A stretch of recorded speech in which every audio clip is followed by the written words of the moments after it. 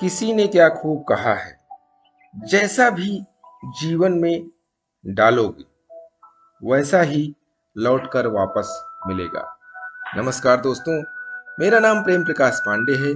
आज अपने चैनल पर एक नई बेहतरीन मोटिवेशनल स्टोरी लेकर के आया हूँ।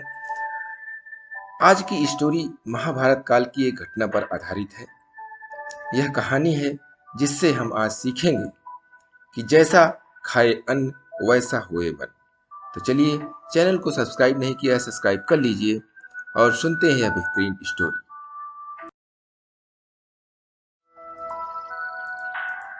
महाभारत का युद्ध चल रहा था। भीष्म पितामह अर्जुन के बाणों से घायल हो बाणों से ही बनी हुई एक सैया पर पड़े हुए थे। कौरव और पांडव दल के लोग प्रतिदिन उनसे मिलना जाया करते थे। एक दिन का प्रसंग है कि पांचों भाई और द्रौपदी चारों तरफ बैठे थे और पितामह उन्हें उपदेश दे रहे थे। सभी श्रद्धापूर्वक उनके उपदेशों को सुन रहे थे कि अचानक द्रौपदी खिलखिलाकर हंस पड़ी। पितामह इस हरकत से बहुत आहत हो गए और उपदेश देना बंद कर दिया। पांचों पांडव भी द्रौपदी के इस व्यवहार से आश्चर्यचकित थे। सभी बिल्कुल शांत हो गए। कुछ क्षणोपरांत पितामह बोले, पुत्री, तुम एक संभ्रांत कुल की बहू हो।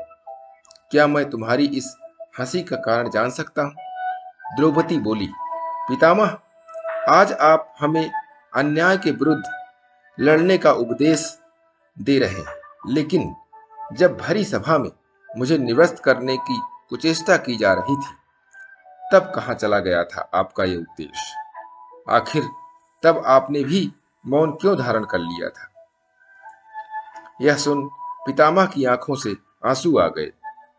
कातर स्वर में उन्होंने कहा, पुत्री, तुम तो जानती हो कि मैं उस समय दुर्योधन का अन्न खा रहा था। वह अन्न प्रजा को दुखी कर एकत्र किया गया था। ऐसे अन्न को भोगने से मेरे संस्कार भी छीण पड़ गए थे। फलतः उस समय मेरी वाणी अवरुद्ध हो गई थी, और जब कि उस अन्न से बना लहू बह चुका है, मेरे स्वाभाविक संस्कार वापस आ गए हैं और स्वतः ही मेरे मुख से उपदेश निकल रहे हैं। बेटी, जो जैसा अन्न खाता है उसका मन भी वैसा ही हो जाता है। तो दोस्तों, ये छोटी सी कहानी सिर्फ यही सिखाती है कि आप अपने अंदर जैसा चीज डालेंगे वैसा ही वापस आएगा। कहने का तात्पर्य है कि आप अच्छी चीजें अपने अंदर डालेंगे, अच्छी तरीके से खाएंगे, जो भी खाएं अच्छा खाएं, तो वो आपका मन सात्विक होगा और आप अच्छे विचारों वाले होंगे। और प्रतिदिन सुबह 5:30 बजे एक नई कहानी, एक नई उमंग से दिन की शुरुआत करते रहें और मोटिवेट होते रहें। और तब तक के लिए छोटों से मिले प्यार और बड़ों से मिले आशीर्वाद और भगवान के सहारे के साथ यही कहूंगा कि काम तो सभी करते हैं, पर काम करो कुछ ऐसा कि उदाहरण बन जाए। ये छोटी सी स्टोरी आपको अच्छी लगी तो लाइक कर दीजिए, शेयर कीजिए अपने इस मित्रों में भी और कमेंट्स कीजिए। और चैनल को अभी तक सब्सक्राइब नहीं किया है, सब्सक्राइब कर लीजिए और नई नई बेहतरीन मोटिवेशनल स्टोरी पाने के लिए प्रेस बेल आइकन। किसी ने क्या खूब कहा है, अगर आप किसी और के साथ गलत करने जा रहे हो तो अपनी बारी का इंतजार भी जरूर करना। नमस्कार दोस्तों, मेरा नाम प्रेम प्रकाश पांडे है। आज अपने चैनल पर एक नई बेहतरीन मोटिवेशनल स्टोरी लेकर के आया हूं। आज की स्टोरी के जरिए हम सीखेंगे कि जैसा बीज बोओगे वैसा फल पाओगे। तो चलिए, चैनल को सब्सक्राइब नहीं किया है तो सब्सक्राइब कर लीजिए और सुनते हैं यह बेहतरीन स्टोरी। शादी की सुहाग सेज पर बैठी एक स्त्री का पति जब भोजन की थाली लेकर अंदर आया तो पूरा कमरा उस स्वादिष्ट भोजन की खुशबू से भर गया। रोमांचित उस स्त्री ने अपने पति से निवेदन किया कि माँ जी को भी यही बुला लेते तो हम तीनों साथ बैठकर भोजन करते। पति ने कहा, छोड़ो उन्हें, वो खाकर सो गई होंगी। आओ हम साथ में भोजन करते हैं प्यार से। उस स्त्री ने पुनः अपने पति से कहा कि नहीं, मैंने उन्हें खाते हुए नहीं देखा। तो पति ने जवाब दिया कि क्यों तुम जिद कर रही हो? शादी के कार्यों में थक गई होंगी, इसीलिए सो गई होंगी। नींद टूटेगी तो खुद भोजन कर लेंगी। तुम आओ, हम प्यार से खाना खाते हैं। उस स्त्री ने तुरंत शादी तोड़ देने का फैसला कर लिया और वह छोड़कर चली गई। और उसने दूसरी शादी कर ली और इधर उसके पहले पति ने भी दूसरी शादी कर ली। दोनों अलग अलग सुखी घर गृहस्थी बसाकर खुशी खुशी रहने लगे। इधर उस स्त्री के दो बच्चे हुए जो बहुत ही सुशील और आज्ञाकारी थे। जब वह स्त्री 60 वर्ष की हुई तो वह अपने बेटे को बोली, चारों धाम की यात्रा करना चाहती हूं ताकि तुम्हारे सुखमय जीवन के लिए प्रार्थना कर सकूं। बेटे तुरंत अपनी मां को लेकर चारों धाम की यात्रा पर निकल गए। एक जगह तीनों माँ बेटे भोजन के लिए रुके और बेटे भोजन परोसकर माँ से खाने की विनती करने लगे। उसी समय उस स्त्री की नजर सामने एक फटे हाल, भूखे और गंदे से एक वृद्ध पुरुष पर पड़ी, जो इस स्त्री के भोजन और बेटे की तरफ बहुत ही निराश नजरों से देख रहा था।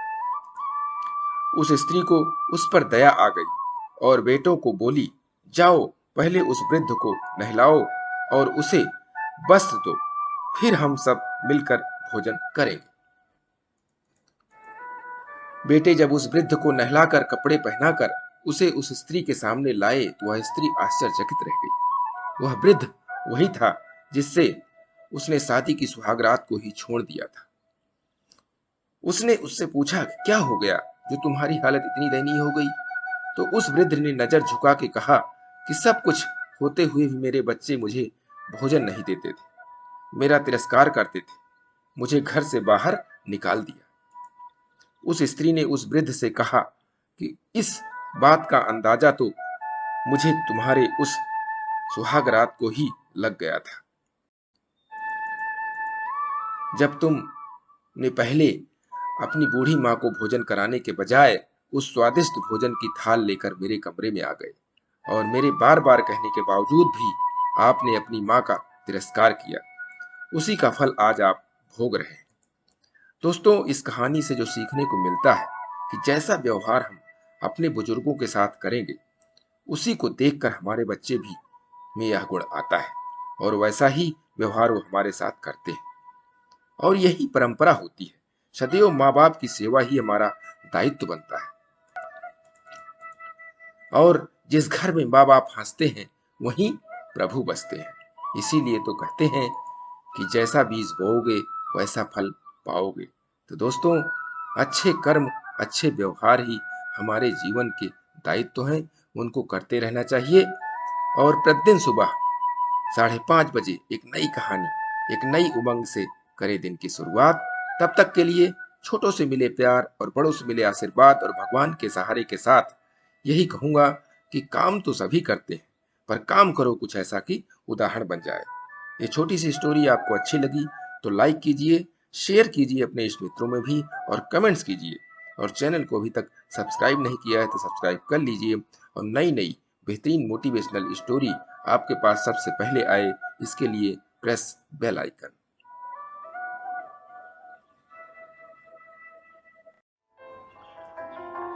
किसी ने क्या खूब कहा है, इंसान खुद की गलती पर सबसे अच्छा वकील बन जाता है और दूसरों की गलती पर सीधा जज बन जाता है।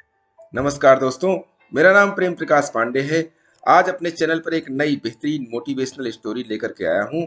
आज की स्टोरी के जरिए हम जानेंगे कि जैसा सोचेंगे वैसा पाओगे। तो चलिए, चैनल को सब्सक्राइब नहीं किया है सब्सक्राइब कर लीजिए और सुनते हैं यह बेहतरीन स्टोरी, जिसके जरिए हम जानेंगे आज कि जैसा हमारी सोच होगी वैसे ही हमें मिलता है।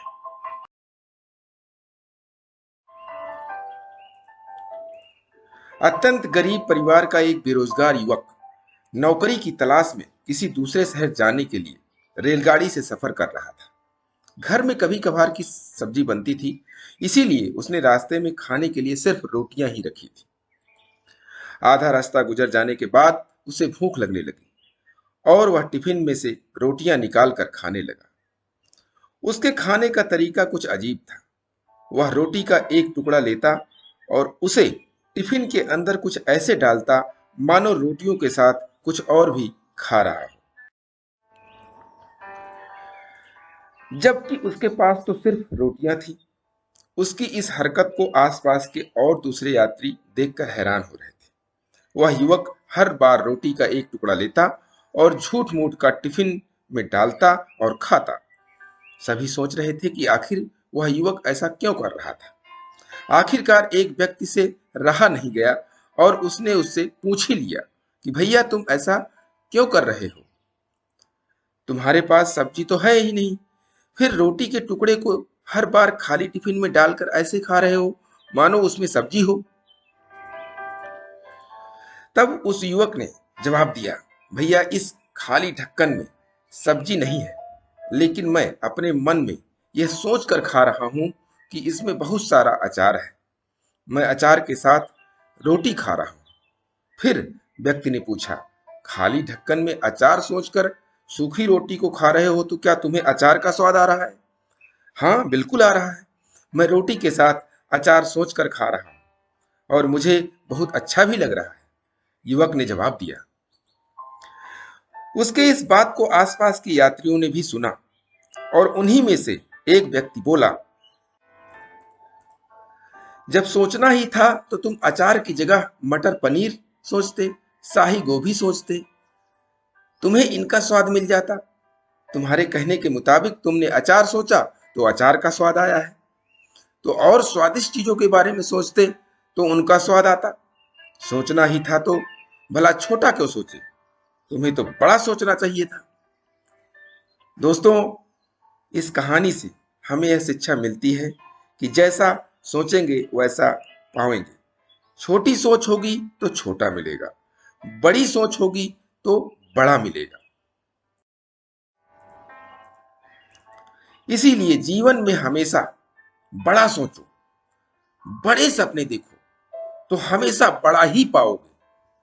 छोटी सोच में भी उतनी ही ऊर्जा और समय खपत होगी जितनी बड़ी सोच में।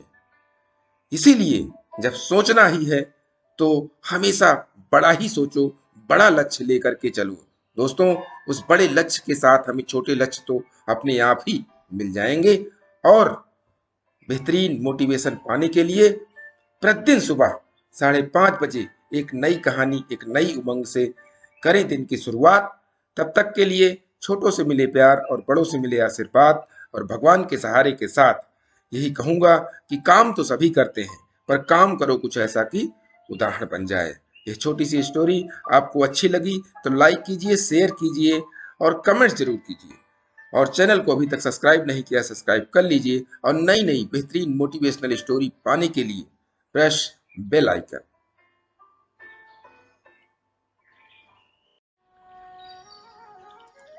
किसी ने क्या खूब कहा है, जैसा बीज बोओगे फल वैसा ही पाओगे। गर रुला जो दोगे किसी को तुम, तो खुद कैसे हंस पाओगे। नमस्कार दोस्तों, मेरा नाम प्रेम प्रकाश पांडे है। आज अपने चैनल पर एक नई बेहतरीन मोटिवेशनल स्टोरी लेकर के आया हूँ। आज की स्टोरी का जो शीर्षक है कि जैसी करनी वैसा फल, आज नहीं तो मिलेगा कल। तो चलिए, चैनल को सब्सक्राइब नहीं किया है सब्सक्राइब कर लीजिए और इस स्टोरी के माध्यम से यह शीर्षक को हम देखते हैं।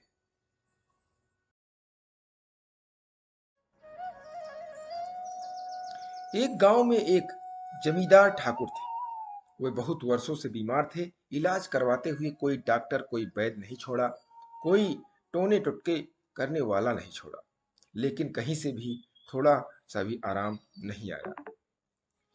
एक संत जी उस गांव में आए, उनके दर्शन करने वो जमींदार भी वहां गया और उन्हें प्रणाम किया। उसने बहुत दुखी मन से कहा, महात्मा जी, मैं इस गांव का जमींदार हूँ। सैकड़ों बीघे जमीन है, इतना सब कुछ होने के बावजूद मुझे एक लाइलाज रोग है जो कहीं से भी ठीक नहीं हो रहा। महात्मा जी ने पूछा, भाई क्या रोग है आपको? जी, मुझे मल त्याग करते समय बहुत खून आता है और इतनी जलन होती है कि जो बर्दाश्त नहीं होती। ऐसा लगता है कि मेरे प्राण ही निकल जाएंगे। आप कुछ मेहरबानी करो महात्मा जी। बाबा ने आंख बंद कर ली, शांत बैठ गए। थोड़ी देर बाद बोले, बुरा तो नहीं मानोगे, एक बात पूछूं? नहीं महाराज, पूछिए। तुमने कभी किसी का दिल इतना ज्यादा तो नहीं दुखाया कि उसने तुम्हें जी भर के बद्दुआएं दी हो, जिसका दंड आज तुम भोग रहे हो? तुम्हारे दुख देने से वो इतना अधिक दुखी हुआ हो, जिसके कारण आज तुम इतनी पीड़ा झेल रहे हो? नहीं बाबा, जहां तक मुझे याद है, मैंने तो कभी किसी का दिल नहीं दुखाया। याद करो और सोचो, कभी किसी का हक तो नहीं छीना, किसी की पीठ में छुरा तो नहीं मारा, किसी की रोजी रोटी तो नहीं छीनी, किसी का हिस्सा जबरदस्ती तुमने खुद तो नहीं संभाला हुआ। महात्मा जी की बात पूरी होने पर वो खामोश और शर्मसार होकर बोला, जी, मेरी एक विधवा भाभी है जो कि इस वक्त अपने मायके में रहती हैं। वो जमीन में से अपना हिस्सा मांगती थी।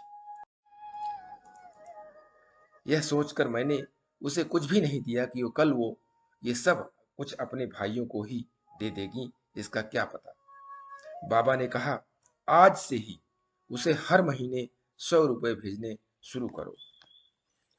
यह उस समय की बात है जब 100 रुपए में पूरा परिवार पल जाता था। उसने कुछ रुपए भेजना शुरू कर दिया।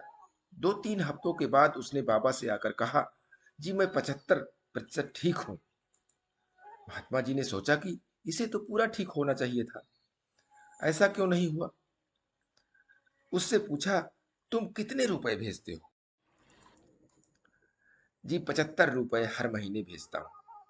इसी कारण तेरा रोग पूरा ठीक नहीं हुआ। संत जी ने कहा, उसका पूरा हक उसे इज्जत से बुलाकर दे दो। वो अपने पैसे को जैसे मर्जी खर्च करे, अपनी जमीन जिसे चाहे दे दे। यह उसकी मिल्कियत है, इसमें तुम्हारा कोई दखल नहीं। जानते हो वो कितना रोती है ही, जलती रही, तभी आपको इतनी जलन हो रही।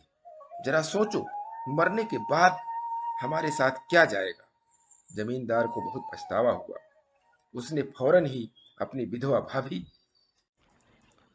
और उसके भाइयों को बुलाकर सारे गांव के सामने उसकी जमीन, उसके हक का पैसा उसे दे दिया और हाथ जोड़कर अपने जुल्मों की माफी मांगी। उसकी भाभी ने उसे माफ कर दिया और उसके परिवार को खूब आशीर्वाद दिए। जमींदार का रोग शीघ्र ही पूरी तरह से ठीक हो गया। अगर आपको भी ऐसा कोई असाध्य रोग है तो जरूर सोचना, कहीं मैंने किसी का हक तो नहीं छीना, किसी की पीठ में छुरा तो नहीं भोंका है, किसी का हक इतना दिल तो नहीं दुखाया हुआ कि वो बेचारा इतना बेबस था कि तुम्हारे सामने कुछ कहने की हिम्मत भी ना कर सका होगा। लेकिन उस बेचारे के दिल से आहें निकली होगी जो आपके अंदर रोग पैदा कर रही हैं, जलन पैदा कर रही हैं। याद रखो, महात्मा परमात्मा की लाठी बिल्कुल बेआवाज। दोस्तों, सचमुच आज हमको इस चीज का गहन मंथन करना चाहिए कि हमें असाध्य रोग क्यों? कहीं कोई हमसे कोई गलती तो नहीं हुई? हमारे कर्मों का दंड तो नहीं मिल रहा है?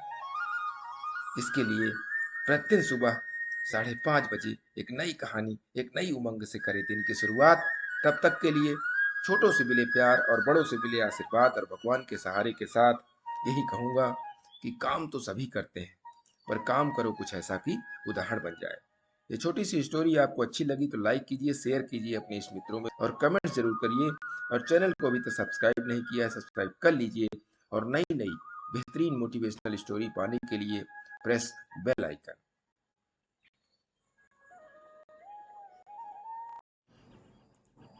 किसी ने क्या खूब कहा है, हमारे अंदर अच्छी और बुरी दोनों तरह की भावनाएं होती हैं।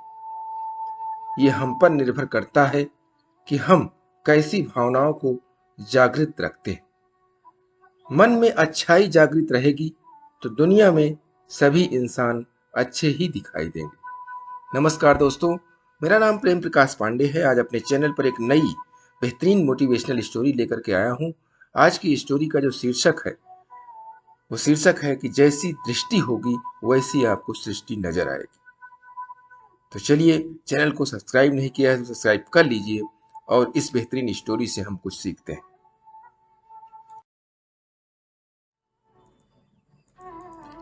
एक समय की बात है, एक संत प्रातःकाल भ्रमण हेतु समुद्र के तट पर पहुंचे। समुद्र के तट पर उन्होंने एक युवक को देखा जो कि एक स्त्री की गोद में सर रखकर सोया हुआ था। पास में शराब की खाली बोतल पड़ी हुई थी। संत बहुत दुखी हुए।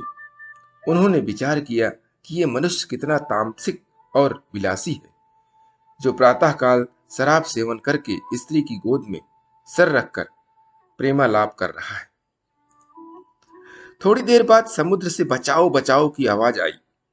संत ने देखा कि एक मनुष्य समुद्र में डूब रहा है,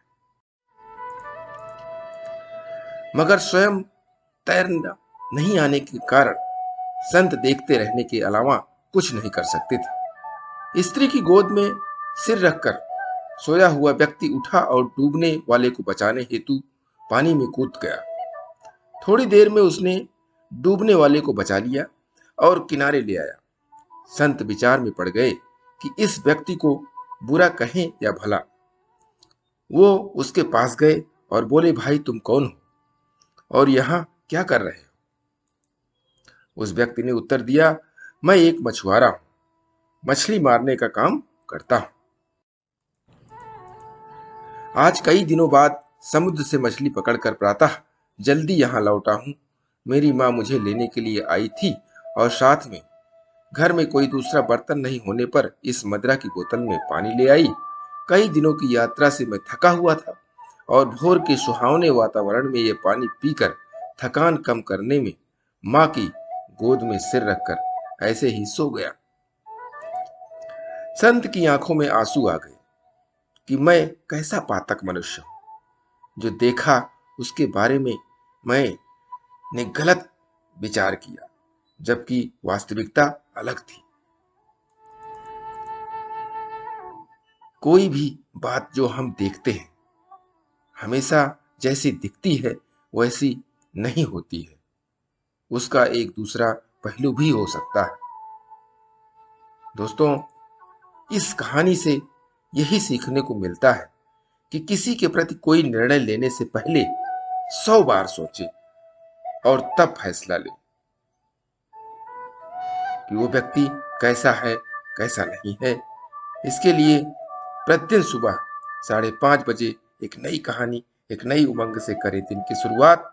तब तक के लिए छोटों से मिले प्यार और बड़ों से मिले आशीर्वाद और भगवान के सहारे के साथ यही कहूंगा कि काम तो सभी करते हैं, पर काम करो कुछ ऐसा कि उदाहरण बन जाए।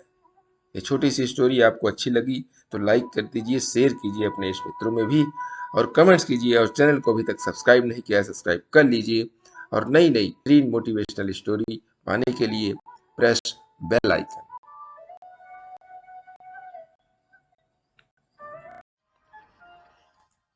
किसी ने क्या खूब कहा है, खुद में वह बदलाव लाइए जो आप दुनिया में देखना चाहते हैं। नमस्कार दोस्तों, मेरा नाम प्रेम प्रकाश पांडे है। आज अपने चैनल पर एक बेहतरीन मोटिवेशनल स्टोरी लेकर के आया हूं, जिसके जरिए हम आज जानेंगे कि जैसी दृष्टि वैसी सृष्टि मिलती है आपको। तो चलिए, चैनल को सब्सक्राइब नहीं किया सब्सक्राइब कर लीजिए और देखते हैं यह स्टोरी।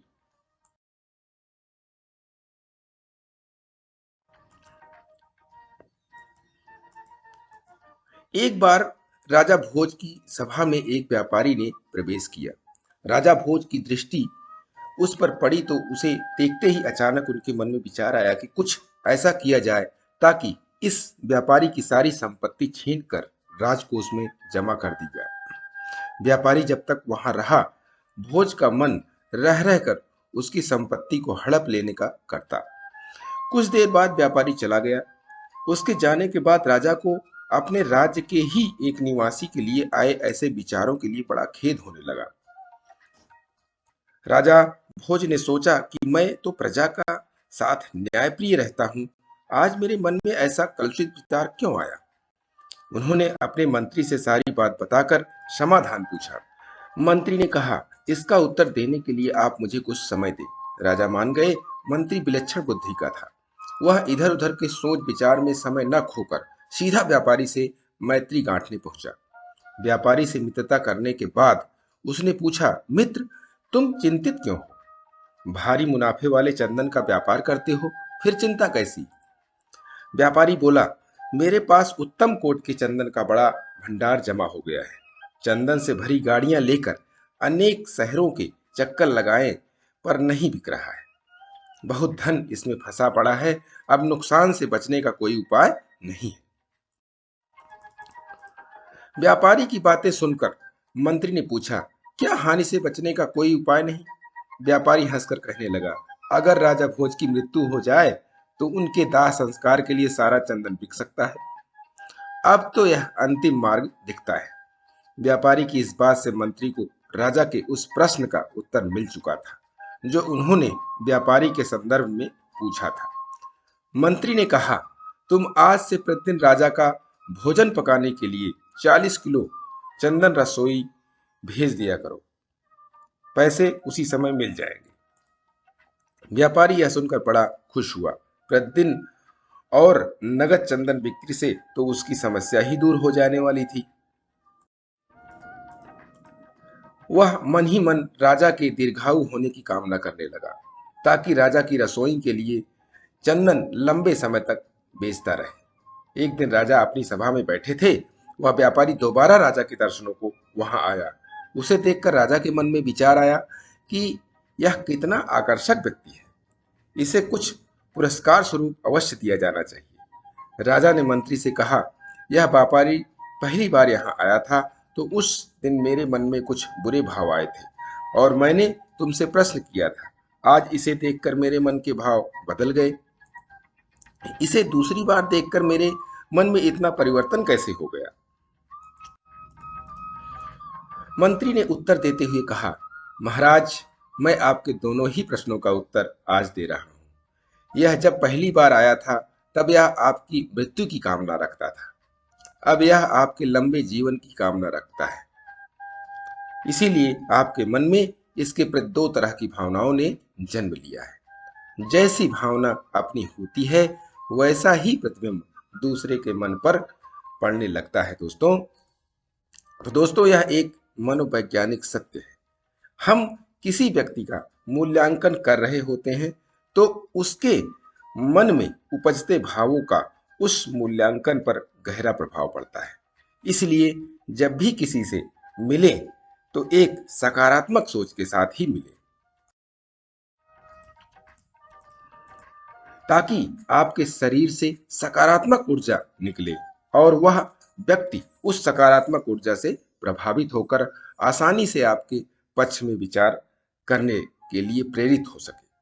क्योंकि जैसी सृष्टि होगी वैसी दृष्टि होगी। दोस्तों, तुलसीदास जी ने ही भी कहा है कि जाकी रही भावना जैसी, प्रभु मूरत देखी तिन तैसी। अर्थात जिसकी जैसी दृष्टि होती है वैसे वैसी ही मूरत नजर आती है। दोस्तों, तो हमेशा अपने लोगों को, अपने से सामने के लोगों को अच्छे तरीके से, अच्छी भावना से देखिए, अच्छे विचार उत्पन्न कीजिए तो उन विचारों से वो सामने वाला भी अच्छी विचारों के साथ ही आपके सामने पेश होगा और आपके लिए शुभकामना करेगा। तो दोस्तों, इसी के साथ प्रतिदिन सुबह 5:30 बजे एक नई कहानी, एक नई उमंग से करें दिन की शुरुआत। तब तक के लिए छोटों से मिले प्यार और बड़ों से मिले आशीर्वाद और भगवान के सहारे के साथ यही कहूंगा कि काम तो सभी करते हैं पर काम करो कुछ ऐसा कि उदाहरण बन जाए। स्टोरी अच्छी लगी तो लाइक कीजिए, शेयर कीजिए, कमेंट्स कीजिए और चैनल को अभी तक सब्सक्राइब नहीं किया सब्सक्राइब कर लीजिए और नई नई बेहतरीन मोटिवेशनल स्टोरी पाने के लिए प्रेस बेल आइकन।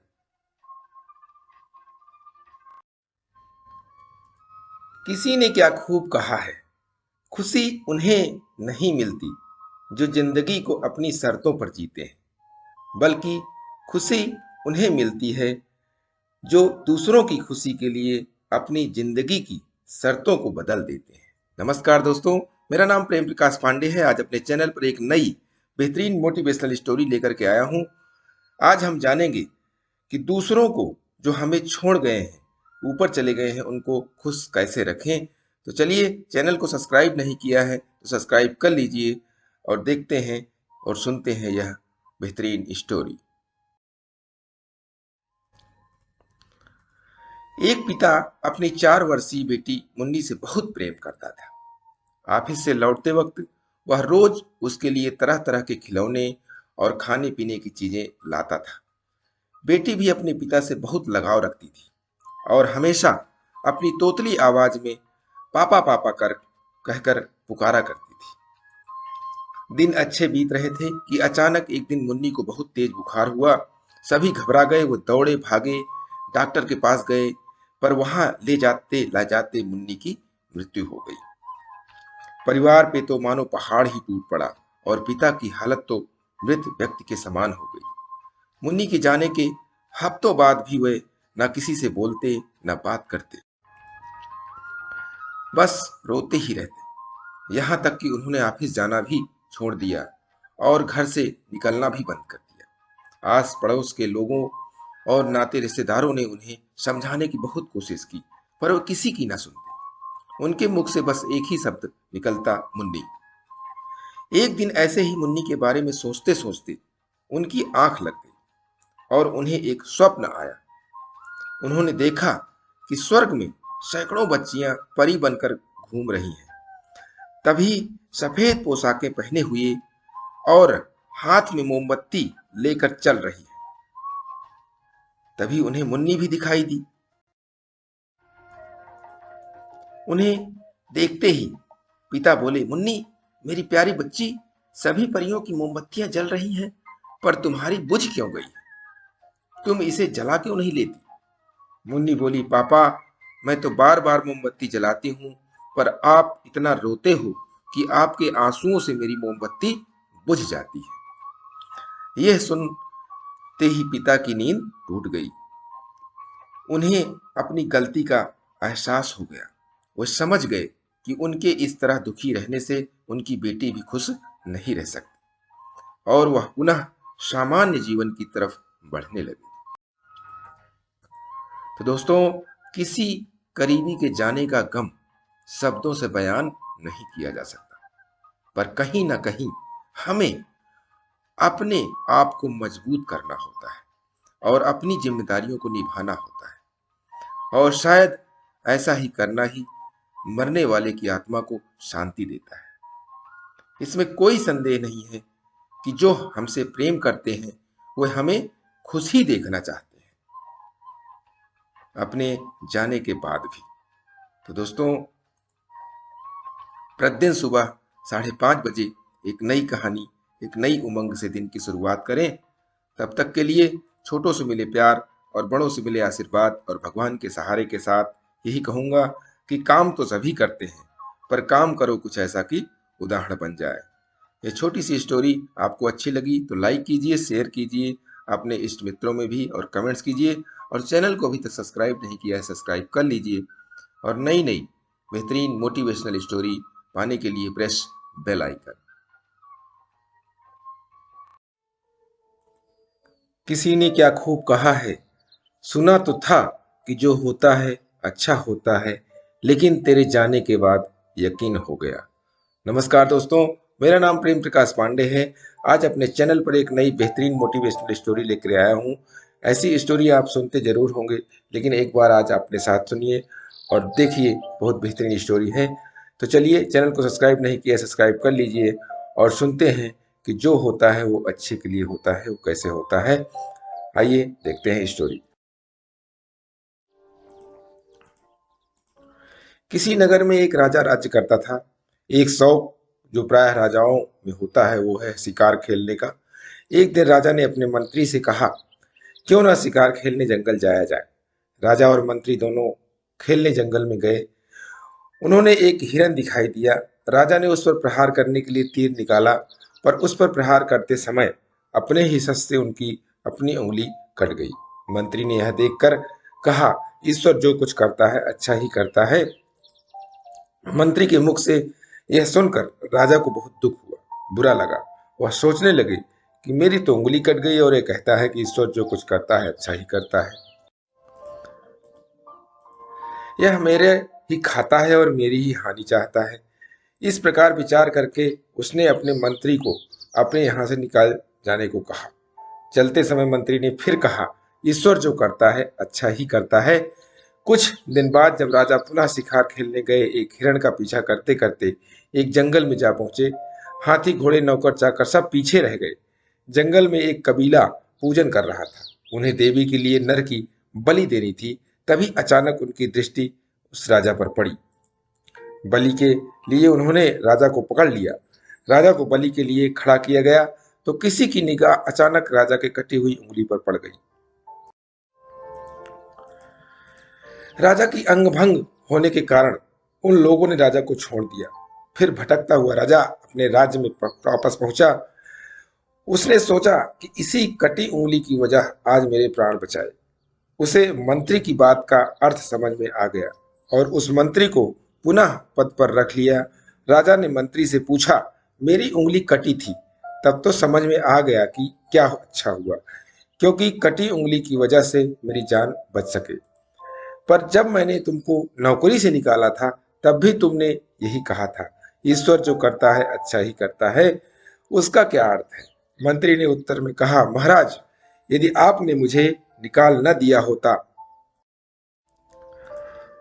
तो मैं भी उस दिन शिकार के समय आपके साथ होता और मेरे अंग भंग न होने के कारण मैं पूरी तरह योग्य समझा जाता और उस कबीले के लोग अपनी कुल देवी को प्रसन्न करने के लिए मेरी बलि अवश्य चढ़ा देते। राजा के समझ में आ गया कि जो भी होता है अच्छे के लिए होता है। दोस्तों, हर बुराई में कोई न कोई अच्छाई छुपी होती है। इसी प्रकार इस प्रेरक प्रसंग का सार बस तो यही है कि जो भी समस्या हमारे सामने आती है, उस समय हम यही सोचते हैं कि ऐसा क्यों हुआ, ऐसा मेरे साथ क्यों होता है। परंतु हर चीज जो भी हमारे सामने आती है, वो कोई न कोई संदेश, शुभ संदेश, कल्याणकारी संदेश लेकर जरूर आती है। जिस समय समस्या आती है, उस समय लगता है कि सब कुछ गलत हो रहा है, परंतु कुछ समय के बाद हमें समझ में आ जाता है कि हाँ, यह चीज इस दृष्टिकोण से मेरे लिए अत्यंत लाभदायक भी है। इसीलिए किसी भी समस्या के बीच सकारात्मक रहना बहुत जरूरी है। इसीलिए दोस्तों, कभी भी अपने आप को निराश मत होने दीजिए और सकारात्मक रहिए। यह सोचिए कि हमारे साथ जो भी होगा वो अच्छा होगा, भगवान जो करेगा वो अच्छा ही करेगा। और प्रतिदिन सुबह 5:30 बजे एक नई कहानी, एक नई उमंग से करें दिन की शुरुआत। तब तक के लिए छोटों से मिले प्यार और बड़ों से मिले आशीर्वाद और भगवान के सहारे के साथ यही कहूंगा जो हमेशा कहता आ रहा हूं कि काम तो सभी करते हैं, पर काम करो कुछ ऐसा कि उदाहरण बन जाए। दोस्तों, स्टोरी अच्छी लगी तो लाइक कीजिए, शेयर कीजिए, अपने मित्रों में भी कमेंट्स कीजिए और चैनल को अभी तक सब्सक्राइब नहीं किया, सब्सक्राइब कर लीजिए और नई नई बेहतरीन मोटिवेशनल स्टोरी पाने के लिए प्रेस बेल आइकन। किसी ने क्या खूब कहा है, उस जगह हमेशा खामोश रहना जहां पर दो कौड़ी के लोग अपनी हैसियत के गुण गाते हो। नमस्कार दोस्तों, मेरा नाम प्रेम प्रकाश पांडे है। आज अपने चैनल पर एक नई बेहतरीन मोटिवेशनल स्टोरी लेकर के आया हूं। आज की स्टोरी के जरिए हम जानेंगे कि जोड़ने वालों और काटने वालों की जगह कहां पर होती है इस समाज में। तो चलिए, चैनल को सब्सक्राइब नहीं किया है, सब्सक्राइब कर लीजिए। आज स्टोरी के माध्यम से हम अपनी जगह का निर्धारण करते हैं।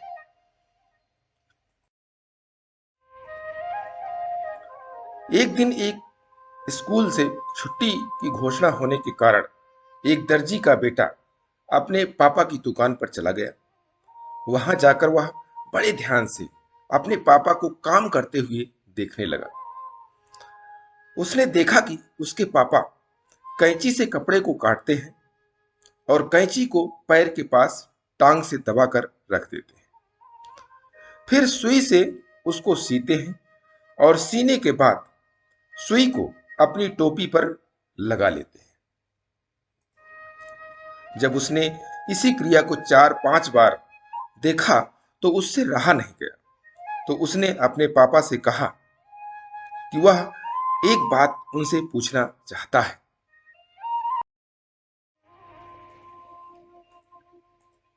पापा ने कहा, बेटा बोलो क्या पूछना चाहते हो। बेटा बोला, पापा मैं बड़ी देर से आपको देख रहा हूं।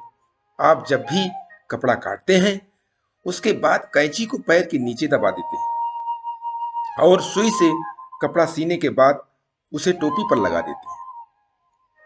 ऐसा क्यों? इसका जो उत्तर पापा ने दिया उन दो पंक्तियों में मानो उसने जिंदगी का सार समझा दिया। उत्तर था, बेटा कैंची काटने का काम करती है और सुई जोड़ने का काम करती है, और काटने वाले की जगह हमेशा नीची होती है,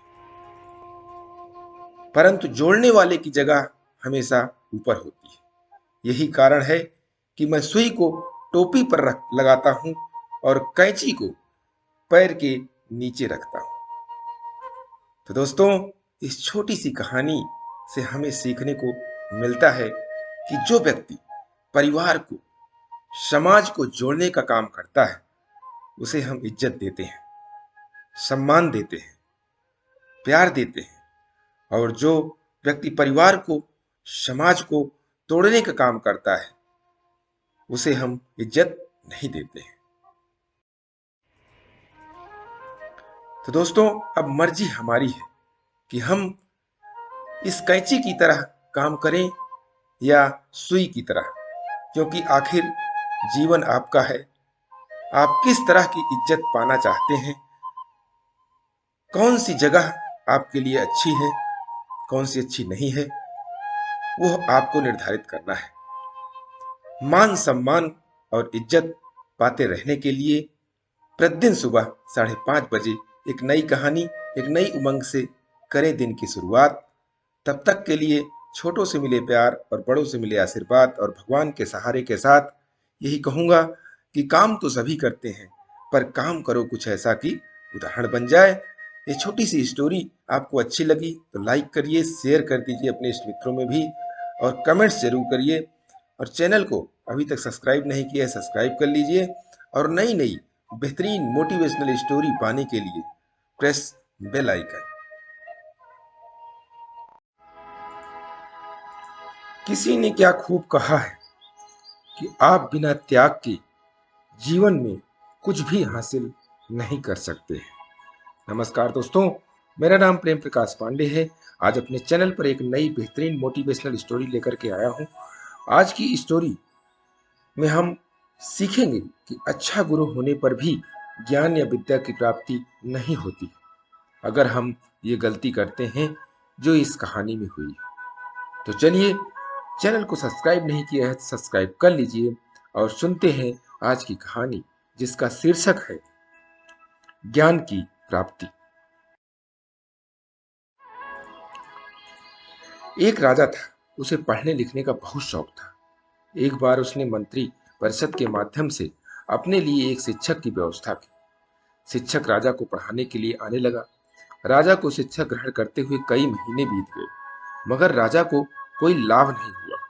गुरु तो रोज खूब मेहनत करता था, परंतु राजा को उस शिक्षा का कोई फायदा नहीं हो रहा था। राजा बड़ा परेशान।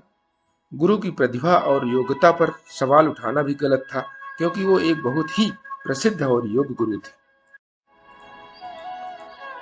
आखिर में एक दिन रानी ने राजा को सलाह दी कि राजन, आप इस सवाल का जवाब गुरु जी से ही पूछ कर देखिए। राजा ने एक दिन हिम्मत करके गुरु जी से के सामने अपनी जिज्ञासा रखी। हे गुरुवर, क्षमा कीजिए, मैं कई महीनों से आपसे शिक्षा ग्रहण कर रहा हूं, पर मुझे इसका कोई लाभ नहीं हो रहा है। ऐसा क्यों? गुरु जी ने बड़े ही शांत स्वर में जवाब दिया, राजन, इसका कारण बहुत ही सीधा सा है। गुरुवर, कृपा करके आप शीघ्र इस प्रश्न का उत्तर दीजिए, राजा ने विनती की। गुरुजी ने कहा, राजन, बात बहुत छोटी सी, परंतु आप अपने बड़े होने के अहंकार के कारण इसे समझ नहीं पा रहे और परेशान और दुखी हैं। माना कि आप एक बहुत बड़े राजा हैं, आप हर दृष्टि से मुझसे पद और प्रतिष्ठा में बड़े हैं, परंतु यहाँ पर आपका और मेरा रिश्ता एक गुरु और शिष्य का है। गुरु होने के नाते मेरा स्थान सबसे ऊंचा आपसे उच्च होना चाहिए, परंतु आप स्वयं ऊंचे सिंहासन पर बैठते हैं और मुझे अपने से नीचे के आसन पर बैठाते हैं। बस यही एक कारण है जिससे आपको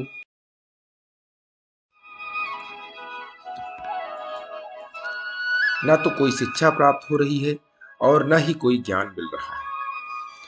आपके राजा होने के कारण मैं आपसे यह बात नहीं कह पा रहा था। कल से अगर आप मुझे ऊंचे आसन पर बैठाएं और स्वयं नीचे बैठें तो कोई कारण नहीं कि आप शिक्षा प्राप्त न कर पाए। राजा की समझ में सारी बात आ गई और उसने तुरंत अपनी गलती को स्वीकारा और गुरुवर से उच्च शिक्षा प्राप्त की।